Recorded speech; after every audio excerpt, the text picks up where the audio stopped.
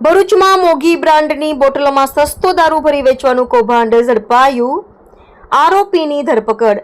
આરોપી દીપક વિરાસ 1000ની કિંમતના 4 પાઉચ અને પાણીની મદદથી દારૂ બ્રાન્ડેડ બોટલમાં ભરતો હતો. આ બોટલો તે બુટલેગરોને 2000થી વધારેની કિંમતના ભાવે વેચતો હોવાનો ખુલાસો થયો છે.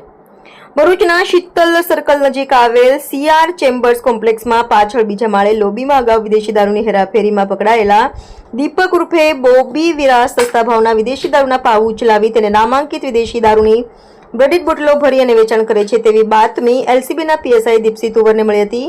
મોંઘી બ્રાન્ડની બોટલોમાં સસ્તો દારૂ ભરી વેચવાનું કૌભાંડ પોલીસે દરોડો પાડતા વિદેશી દારૂના પાઉચ અને બોટલ નંગ 353 મળી આવ્યા હતા. આરોપી દીપક વિરાસ 1000ની કિંમતના 4 પાઉચ અને પાણીની મદદથી દારૂ બ્રાન્ડેડ બોટલમાં ભરતો હતો. આ બોટલો તે બુટલેગરોને 2000થી વધારેની કિંમતના ભાવે વેચતો હોવાનો ખુલાસો થયો છે. આરોપીની પૂછપરછ કરવામાં આવતા તે ટ્રેનમાં સિંગ ચણા વેચનાર રાજુ વાઘરી સુરતથી ભંગારની દુકાનમાંથી ખાલી બોટલો, સ્ટીકર્સ તથા અન્ય સામગ્રીઓ લાવી આપતો હોવાની કબૂલાત કરી હતી.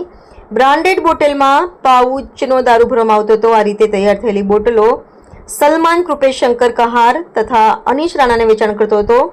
પોલીસે કુલ 185 લાખનો મુદ્દામાલ જપ્ત કર્યો છે. આ કેસ રાજુ વાઘરી, કૃપેશ કહાર, અનીશ રાણા અને સલમાનને વોન્ટેડ જાહેર કરવામાં આવ્યા છે. રિપોર્ટર રવિ સૈયદ, તહેલકા ન્યૂઝ ભરૂચ.